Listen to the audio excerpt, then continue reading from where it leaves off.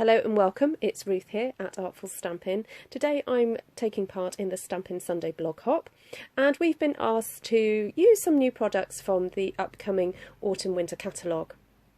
So today I'm using these really fabulous decorative masks.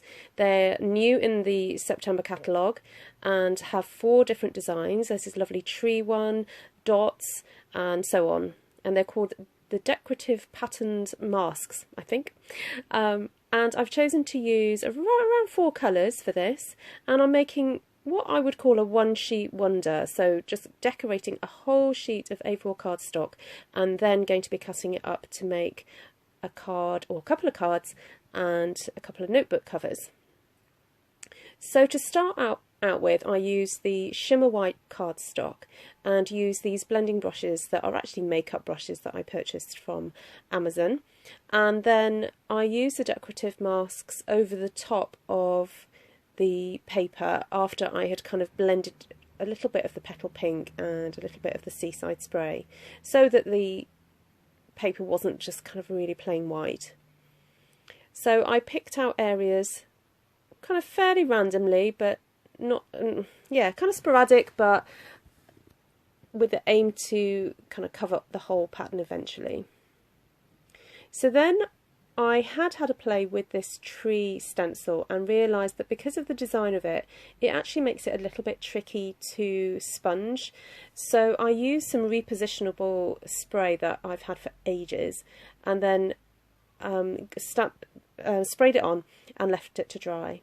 In the meantime, I used a snowflake die cut from a lovely die set that accompanies the Itty Bitty Christmas sentiment set, and I wanted to use to kind of almost reverse emboss it, if that makes sense. So I held the die cut down and embossed over the top of it. Now, of course, it was a bit tricky to kind of remember where I had done this, so I then randomly put the dotted stencil down and then put the Versamark through that.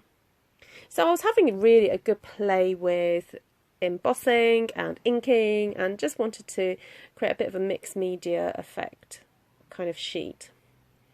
So once I'd put the embossing ink down, the Versamark, I then put clear embossing powder over the whole lot and just swished it around before heating it and getting that embossing powder to melt down and to reveal the different patterns. Now, I didn't really have a great big plan for this. All I knew was that I wanted to have a good play and see what happened, and I kind of am pleased with the results. So I hope that some of the techniques that you see me use, you'll be able to kind of pick away at and maybe use them for yourself. So after I'd done the embossing, I wanted the areas that didn't have the embossing powder to really show up. So I went over it with the seaside spray, but as you can see, it's not really that clear. So I then went ahead and used my stencil, which was now just tacky enough to stick onto a piece of paper and not leave any residue, and then used the soft suede ink to ink up some of these lovely trees. And at this point, it was so much easier than the first time I'd played with it, because I'd put that repositionable adhesive on the back of it. It wasn't lifting as much. And then there's this lovely damask design that I used to add some more texture to this page.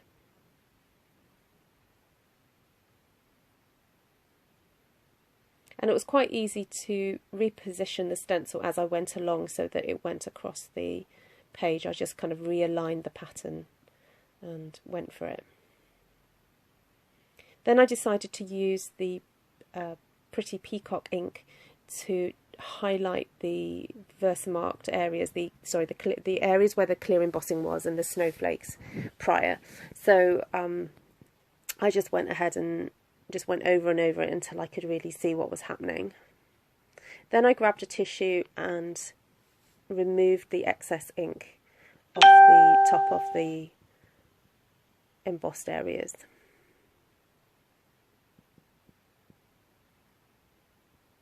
So as you can see, it's really starting to show through now. Then I thought it would be fun to ink up the snowflakes, or ink over the top of the snowflakes. So I did a bit of a pouncing technique with this, because if you try and sort of do circular movements with the whatever you're using, like whether it's a sponge or a brush, you end up moving the snowflakes. So I did more of a tapping technique to try and get the ink over the top, and that kind of worked. So as you can see, I've gone for like a random pattern all over, and then I went over it with the dotted stencil, just filling in areas where I thought it needed more colour, or also needed more of the peacock, the pretty peacock colour. Because standing back from it, I thought, oh, I've just got these sort of splodges of blue that just need more. So then I found in my stash these 2 shopping jotter books, and they measure about 21 centimetres long and just over 7 centimetres wide. So it was great because I managed to cut 2 covers out of my A4 sheet of cardstock, and then also there was enough left to create 2 card fronts. Now for me, because I've put all that work into the designer series paper that I just created with all that stenciling and inking and embossing, I just felt it didn't need anything else really on the covers. They kind of were a piece of artwork all to themselves. So I just stuck them down onto the notepads and just left it like that. I did consider putting a ribbon on it, but I thought, you know what, when that's in someone's handbag, they're not going to want to faff around with a ribbon as well. And then I used that same tissue to kind of like rub down the glue to make sure it adhered properly. And then I realised that one of the sheets was overhung, so I had to just cut that down a bit. So then I mounted the other pieces onto a piece of the Pretty Peacock cardstock, and then onto a card base of Seaside Spray.